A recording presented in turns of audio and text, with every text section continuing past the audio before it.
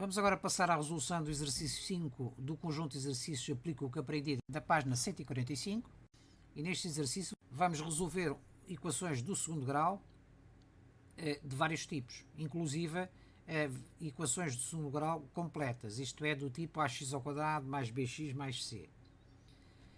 O enunciado é então o seguinte: resolve as seguintes equações, temos aqui várias alíneas, vamos recordar a resolução de equações do segundo grau.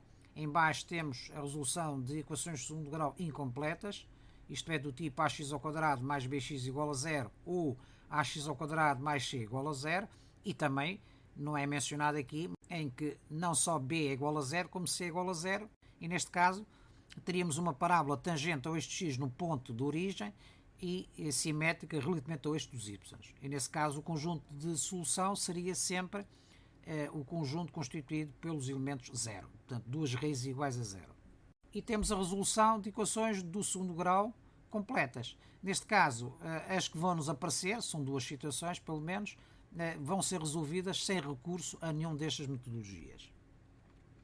Vamos começar então pela linha A, 4x ao quadrado menos 49 igual a zero. Verificamos que esta equação do segundo grau é do tipo ax ao quadrado mais c igual a zero, o que significa que, como estamos perante uma subtração, podemos fatorizá-la tendo por base a diferença entre dois quadrados. A raiz quadrada do aditivo é 2x e a raiz quadrada do subtrativo é a raiz quadrada de 49, ou seja, 7.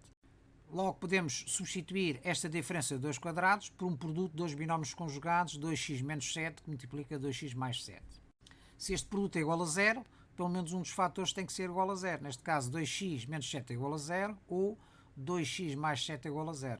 De onde chegamos ao conjunto de solução, x igual a menos 7 meios e x igual a 7 meios.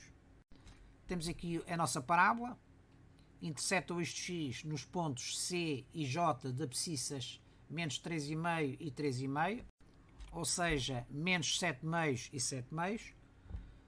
E verificamos aqui as duas retas resultantes da fatorização. As retas de equação y igual a 2x menos 7 e a reta de equação y igual a 2x mais 7. À linha B, temos então 2x ao quadrado menos 50 igual a 0. É também uma equação do tipo ax ao quadrado mais c igual a 0. Poderíamos fatorizar esta equação pela diferença de dois quadrados. Podemos dizer então que 50 é a mesma coisa que raiz quadrada de 50 ao quadrado, de onde 2x ao quadrado menos 50 igual a 0 seria exatamente igual ao produto de dois binómios conjugados, x raiz quadrada de 2 menos raiz quadrada de 50, que multiplica x raiz quadrada de 2 mais raiz quadrada de 50. Claro que podemos fatorizar isto, e é o que nós vamos fazer, tendo por base o fator comum entre 2x ao quadrado menos 50. Neste caso, o máximo divisor comum entre 2x ao quadrado e 50 é 2. Colocando 2 em evidência, ficamos então 2 que multiplica x ao quadrado menos 25 é igual a 0. Ou seja, para este produto ser igual a 0, 2 é igual a 0, ou x ao quadrado menos 25 é igual a 0. Este 2 igual a 0 é impossível. Ficamos então com o conjunto de solução x ao quadrado menos 25 igual a 0. Ou seja, x ao quadrado é igual a mais 25, ou seja, x é igual a mais ou menos raiz quadrada de 25, que é mais ou menos 5. O conjunto de solução é constituído então pelos valores menos 5 e 5. Claro que se nós não quiséssemos isolar a variável x no primeiro membro, mas quiséssemos fatorar isto pela diferença de dois quadrados, ficaria x menos 5, que multiplica x mais 5. E então iríamos obter o mesmo resultado. 2 teria que ser igual a 0, o que é impossível. X menos 5 seria igual a 0, ou x mais 5 seria igual a 0. Iríamos obter o mesmo conjunto de solução. Se quiséssemos resolver a fatorização pela diferença de dois quadrados e pelo produto, neste caso, dois binómios conjugados, x raiz quadrada de 2 menos raiz quadrada de 50, que multiplica x raiz quadrada de 2 mais raiz quadrada de 50, iríamos ver então que chegaríamos ao mesmo conjunto de solução, x igual a 5 e x igual a menos 5. Neste caso, a nossa parábola interseta o eixo x nos pontos da abscissa menos 5 e 5, e vemos aqui as duas retas resultantes da fatoração, y igual a x mais 5 e y igual a x menos 5. À linha C, x mais 4 ao quadrado menos 9 igual a 0. Se desenvolvermos este quadrado, verificamos que estamos perante uma equação de segundo grau do tipo ax ao quadrado mais bx mais c. Isto é, uma equação que tem três termos, um termo em x ao quadrado, um termo em x e um termo independente. Podemos fatorizar esta equação tendo por base a diferença entre dois quadrados, porque 9 é a mesma coisa que 3 ao quadrado, e então ficamos aqui com um produto de dois binómios conjugados, x mais 4 menos 3, que multiplica x mais 4 mais 3. Desenvolvendo o que está dentro aqui de parênteses, ficamos então com x mais 1 e x mais 7. Obtemos então o conjunto de solução menos 7 e menos 1. A parábola é esta, interseta o eixo de x nos pontos C e J de abscissas menos 7 e menos 1. Temos aqui as duas retas resultantes da fatoração, a reta de equação y igual a x mais 7, que é esta aqui, e a reta de equação igual a x mais 1, que é esta aqui em baixo. À linha D temos então x menos 3 ao quadrado mais 4 igual a 0. Desenvolvendo este quadrado podemos verificar que estamos perante uma equação do segundo grau do tipo ax ao quadrado mais bx mais 7, isto é, uma equação do segundo grau completa. A fatorização não pode ser feita por uma diferença de dois quadrados, portanto vamos isolar a variável x no primeiro membro, fica então x menos 3 ao quadrado é igual a menos 4. Para calcular o valor de x, extraímos a raiz quadrada ambos os membros, ficamos então com a raiz quadrada de x menos 3 ao quadrado e a raiz quadrada de menos 4. Já estamos a ver aqui que esta equação não tem solução no conjunto dos números reais. Porquê? Porque o radicando desta raiz é negativo e nós sabemos que ele tem que ser maior ou igual a 0. Contudo, se quiséssemos saber o resultado desta equação, não em termos reais, mas em termos imaginários, a raiz quadrada de x menos 3 ao quadrado é igual ao módulo de x menos 3, isto é, o resultado desta raiz quadrada é um valor absoluto. Porquê? Porque a raiz quadrada do número ao quadrado é sempre um número não negativo, não é? Portanto, a raiz quadrada de um número ao quadrado, nós sabemos que o número ao quadrado é sempre um número maior ou igual a 0. Portanto, significa que o primeiro membro será sempre positivo. Logo, módulo de x menos 3 é igual a quê? É mais ou menos raiz quadrada de menos 4. A raiz quadrada de menos 4 é mais ou menos 2i.